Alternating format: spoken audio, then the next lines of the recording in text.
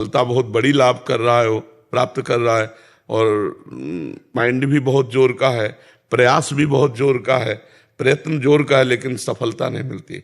वो पूर्व का हमारा कर्म होता है जो हमको गिरा रहा है। और ऐसे देखेगा इतनी बुद्धि प्रवीण है और पढ़े लिखे हैं, उनके पास सब कागजात भी हैं, लेकिन उनको कोई नौकरी नहीं मिल रही। कोई मैं क्रिकेट खेलता हूँ और इंडिया के लिए भी खेला हूँ, अपने देश के लिए खेला हूँ।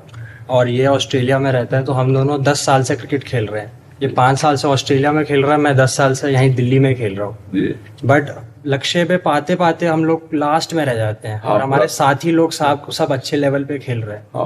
और महाराज जी, मन में ना निराशा बहुत आती है। जैसे मैं वहाँ सेटल होना चाहता हूँ विदेश में, मेरे साथियों का हो जाता है पर मैं रह जाता हूँ, तो मन में निराशा आती है। अब काफी मैं बेटर कर रहा हूँ आपके सत्संग पर सुन के। हमारी आदतें ऐसी है कि हम कोई भी गंदा काम नहीं करते। वही कह रहा हूँ, हाँ। बेस्ट करते हैं, बाहर रह के भी मेहनत करते हैं। और लेकिन धैर्य पूर्वक रहो, एक न एक दिन प्रारब्ध बदलेगा, एक न एक दिन तो उन्नति होगी। आशा मत छोड़ो, निराशा मत लाओ, नहीं। और जो अधर्म से चलता है उसकी उन्नति भले हो जाए, लेकिन एक न एक दिन नष्ट हो जाएगा। जो धर्म से चलता है वो थोड़े दिन दुखी भले रहे, लेकिन एक न एक दिन वो समृद्धशाली बन जाएगा। जैसे पांडवों को वन वन भटकना पड़ा और कौरव बड़ा आनंद लूटे, लेकिन कौरवों का विनाश हुआ और पांडव सिंहासन पर विराजमान हुए। नहीं, तो धर्म से चलना उचित है। अपना अभ्यास करते रहो, अपने प्रयत्न में कमी ना हो। जैसे क्रिकेट खेलते हो तो रोज अभ्यास करो, अभ्यास में कमी नहीं होनी चाहिए। व्यायाम करो, शरीर को पुष्ट रखो, खान पान ठीक रखो, और क्रिकेट का अभ्यास करो। अभ्यास अगर करोगे तो आगे बढ़ते चले जाओगे। प्रारब्ध कई बार गिराएगा, हर बार थोड़ी गिरा देगा, कभी तो हटेगा। तो हमारा अभ्यास है, हम निकल जाएंगे। निराशा तो मत कीजिएगा। भगवान का नाम जप करते हो, हाँ, नाम जप करो। ना वहाँ पे बिजी थोड़ा रहते हैं, पर फिर भी जितना करते हैं पूरा मन से। नहीं, हम कह रहे हैं कोई भी कार्य करो, इतना बिजी नहीं रह सकते कि एक बार राधा ना बोल सको। बिल्कुल। नहीं, हर 10 मिनट में अगर एक बार राधा बोलो तो हाँ।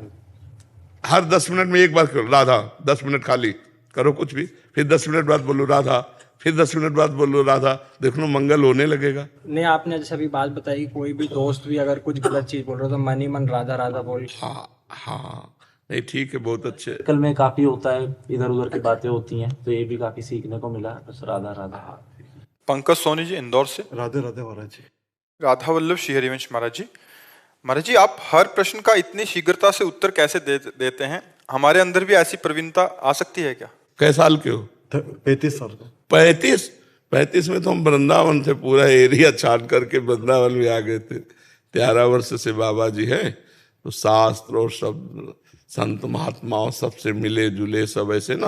और भगवान में है तो यहाँ भगवान बैठे रहते हैं, कोई फटाफट उत्तर दे देते हैं। हमको पता थोड़ी है क्या प्रश्न करेंगे, और हम कोई विद्वान थोड़ी है कि मतलब शास्त्री और आचार्य किए हुए हो, कुछ ने कच्चा न पढ़े। तो ये कोई पढ़ाई लिखाई का उत्तर नहीं है, वो भगवान में उत्तर दे देते हैं, वही समझ में आ जाता है।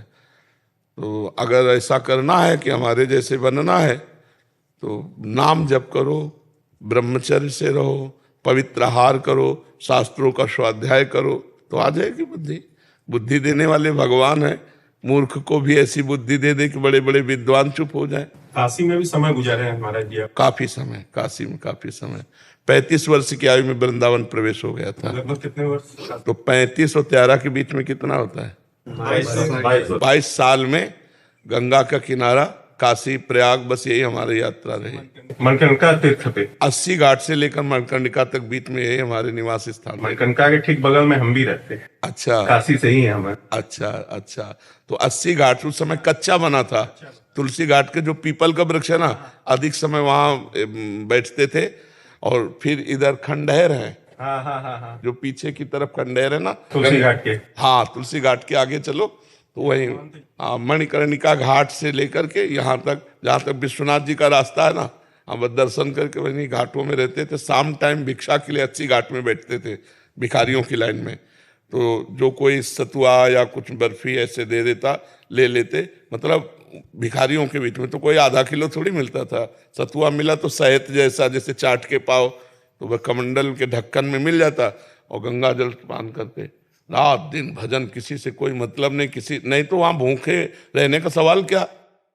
हाँ, अब जैसे आप कोई भी हो, इतना वो अन्न बंटता रहता है, हाँ, अन्न क्षेत्र है, कितने ऐसे अन्न क्षेत्र है काशी में। हाँ, मारवाड़ी क्षेत्र तो खुला ही रहता है। मारवाड़ी प्लस अन्नपूर्णा मंदिर का है। हाँ, कहीं भी, पर हमारा नियम था कि जो हमारे सामने आ जाएगा वही पाएंगे।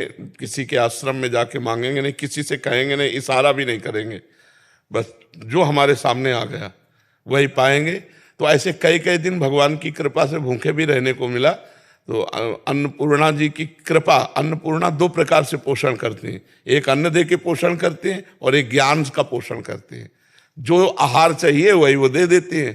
तो जैसे ज्ञान चाहिए तो ज्ञान का आहार अन्नपूर्णा दे देती है।